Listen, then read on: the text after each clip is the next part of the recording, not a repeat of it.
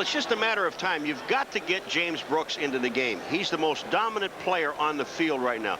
I know Boomer has a great arm. Brown can catch the ball, get downfield, so can McGee. But the Pittsburgh Steelers, talking to them, they want to key on him, whatever he does. So you've got to get him into the ball game somehow. One of the great steals in Bengal history. A trade that brought James Brooks from San Diego and fullback Pete Johnson. 2nd and 6. Brooks gets it.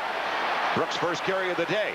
He's across the midfield stripe, spinning close to the first down marker. Out of bounds at the 47-yard line. 2nd and 5.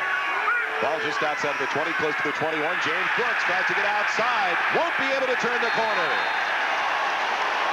Thomas Everett, along with Keith Willis. Everett coming up out of the secondary on the run support. Brown and McGee, the wide receivers. The tight end Holman is in motion. James Brooks on the carry. Can't get to the outside.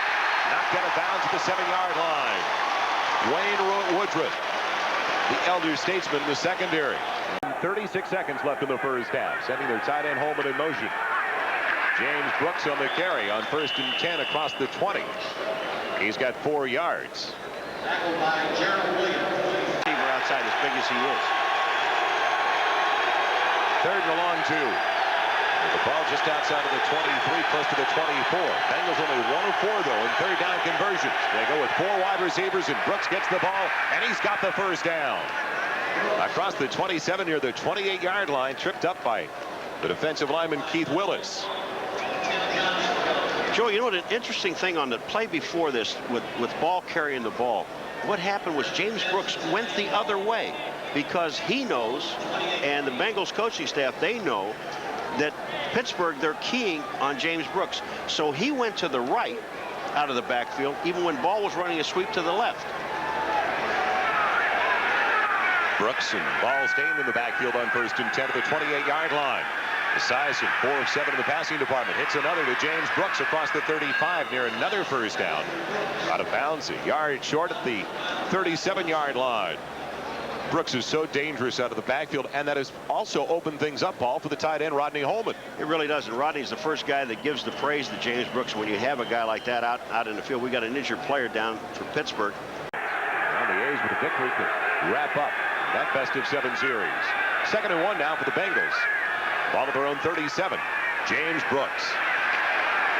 What a job he has done, weaving his way out of the backfield across the 40 to the 43-yard line for another Cincinnati first down. He is so difficult to bring down. Pulls the 360 and gets an extra 3 or 4 yards. Well, you know that Rodney Holman, we talked about him before, can catch the ball. Now look at the blocking to the inside. He's on Gerald Williams. That's Williams with a J, and they also have a Gerald Williams with a G. But Rodney Holman does the job. With James Brooks, you better keep an eye on his feet because they never stop moving. Esiason is now 6 of 12, a total of 97 yards passing. Eddie Brown goes in motion on 2nd and 10. The delay to James Brooks. Brooks with the good blocking out in front. Goes to the 25-yard line near the 26. It looked like 1st and 10 outside of the Bengals 42-yard line. Brooks making his way across the midfield stripe to the 49-yard line, and now they will use a timeout. Esiason with the same formation, although a new wide receiver and a new pair in there as it goes to Brooks. Battles his way to the outside, the 10 to the 5. Does he get there? Yes! Touchdown, Cincinnati. They've got the lead once again. 13-yard touchdown run by James Brooks. Is he ever quick? He is such a super player. But you got to take a look at that offensive line with Brian Blanos, number 74. They just cave everything back to the inside. The play was designed to go inside. But when Brooks sees that there's nothing on the inside, he breaks it out to the outside. Lake just really doesn't have a chance to get to him, and neither does Everett, number 27 and 37.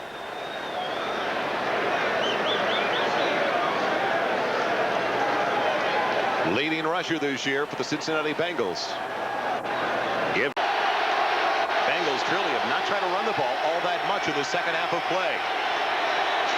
They will this time, though, on the counter to James Brooks. Turns it in, wanted to go with the sweep, angled it inside for a gain of about 5. Near the 29-yard line, tripped up by Gerald Williams, the outside linebacker, the rookie from Purdue. Rodney Holman has done it all today. He's actually pass receiver. He's also a pretty good blocker. There he is on Willis to the inside. That's his job. He just caves Willis to the inside. Keith Willis had no place to go but on the ground. Hardy Nickerson, number 54, is the guy that really made the play, even though he didn't. First and 10. The ball close to the 39. James Brooks hit down by David Little. When it looked like it was going to be a big gainer, he's dropped for a gain of about 3 to the 42-yard line. 2:17 left in the fourth with the Bengals up by 3. First and 10 from the 48. Esiason in trouble. He's on his way down. Tim Johnson back there, along with Greg Lloyd, the outside linebacker. You know, they ran a fake to that. Second and 20. Holman in motion. Esiason with a pocket collapse and goes down again. Keith Willis, the left defensive tackle this time. Even though they'll have to turn the ball over.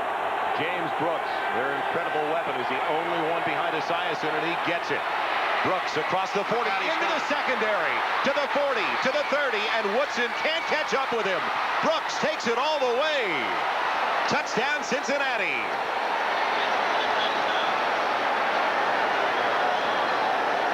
A 65-yard run by James Brooks. Well, I told you that what they're going to try to do is run the ball, and they only had one guy in the backfield, and that was James Brooks. And just to pick up some of that yardage, get the clock moving. But James Brooks, you talk about a great run. There's only one guy in this field that really could catch up on him, would be Woodson. And once he breaks it through here, the only guy that really has a shot at him after that fake, and he just runs directly by Everett, is Woodson. And Woodson gets him by the shoulder pads, can't bring him down. No one else is going to catch him. And that's touchdown. That's 6. Doesn't hurt your average either. No, it doesn't. Boy, it sure breaks the back of this Pittsburgh Steelers team. That defense played so well for so long.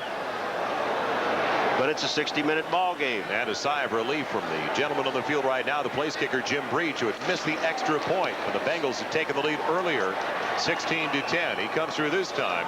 Minute 49 left, and some breathing room now for the Cincinnati Bengals. For 127 yards today and 2 touchdowns for James Brooks, as he just busted it wide open before we broke away on that 65-yard touchdown run on 3rd and 27. Time now for the Most Valuable Player Award, sponsored by Budweiser. He wrapped it up in a hurry, and today's MVP is James Brooks from the Bengals. Budweiser will make a contribution to the United Way on behalf of today's MVP, selected in this contest. You give an awful lot of credit to that offensive line, because the Pittsburgh Steelers are sitting back there knowing there's only one back in the backfield, and that was James Brooks. And if they're going to hand the ball off, he's the only guy that can get it. Thomas Everett, number 27, is one of the safeties for the Pittsburgh Steelers. He missed the tackle almost at the line of scrimmage, and once that happened, because the Steelers were all up in close, and the wide guys, the corners, and the other safety were spread out, that man there missed the tackle at the line of scrimmage, and it was all over.